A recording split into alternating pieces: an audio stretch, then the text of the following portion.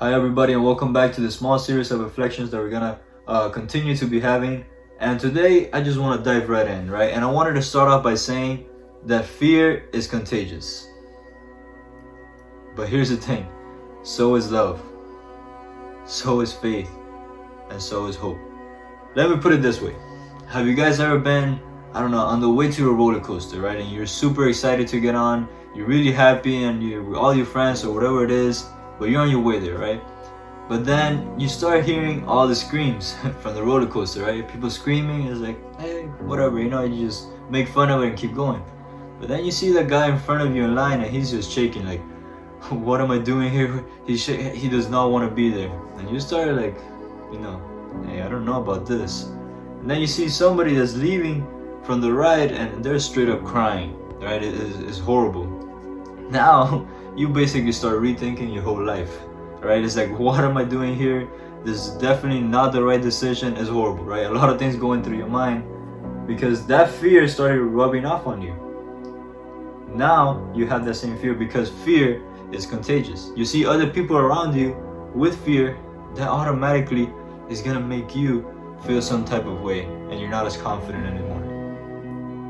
But here's the thing, like I said, fear is not the only thing that is contagious. I remember back when I was playing baseball, we were playing a big important game. Right now, this game was very crucial to our season, but they were beating us. We were getting destroyed.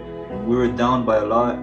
And in baseball, you don't really have timeouts like you have in other sports. So our coach had to gather all of us real quick. We had a quick huddle, and he had a talk with us, right? He basically reminded us that the game's not over, that we've been in the situation before, and that we could do it.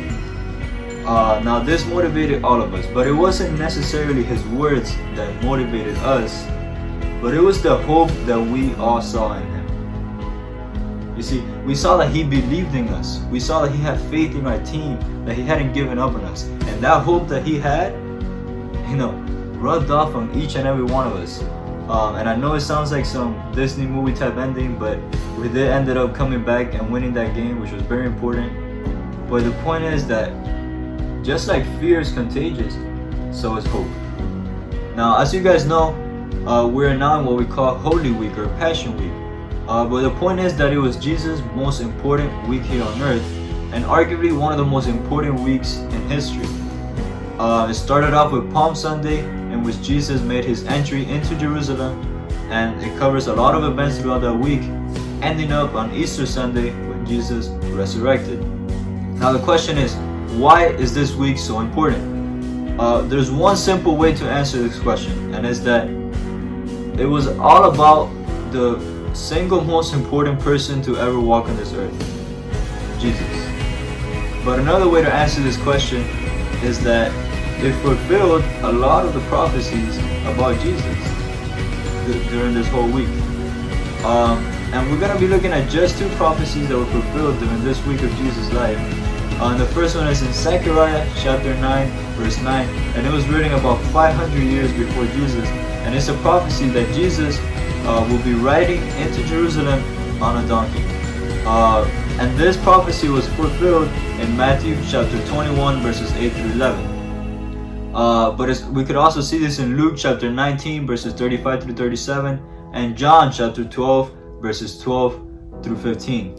Another big prophecy was in the book of Isaiah, and Isaiah is a very prophetic book, and it has a lot of prophecies, especially about Jesus. And the one we're going to be looking at today is found in Isaiah 53:9, and it prophesies that Jesus was going to be buried in a rich man's tomb. And now we saw the fulfillment of this prophecy in Matthew chapter 27, verses 57 through 60. Now here's the interesting thing. Arguably one of the most important archaeological discoveries of our time or in history, it was the discovery of the Dead Sea Scrolls. And in these scrolls, they found intact the whole book of Isaiah. So these scrolls proved that the book of Isaiah was actually written between 150 to 100 BC, assuring that it was actually written before Jesus was born and before the prophecy was fulfilled. And these are just two among the hundreds of prophecies that were written about Jesus that were all fulfilled to the dot. Now I want to ask you this. if you're not living your life for the one that fulfills these promises, for the one that loved you so much that was willing to die on the cross and take your place, the one that is offering you a solution to your problems, then what are you doing with your life? Each of us at one point or the other has encountered some sort of insecurity, whether it's in the way you look, in the way you speak, or the things that you like. At one point or the other, you might have experienced some sort of depression, some time in your life where you just felt alone, that you felt betrayed, that no one was there for you. Or maybe a time where it's just anxiety, fear. Oh, that's all you could think of. Maybe nobody ever found out about this, nobody ever heard about this or noticed it in you, but you sure felt it. I'm here to tell you, life is too short to let those things take a hold of you. All that anxiety, fear, insecurity has taken way too much out of your life already. Enough is enough. Let this week be that final push that you needed to finally put your trust in Jesus. To finally let go of those things that have taken way too much out of your life.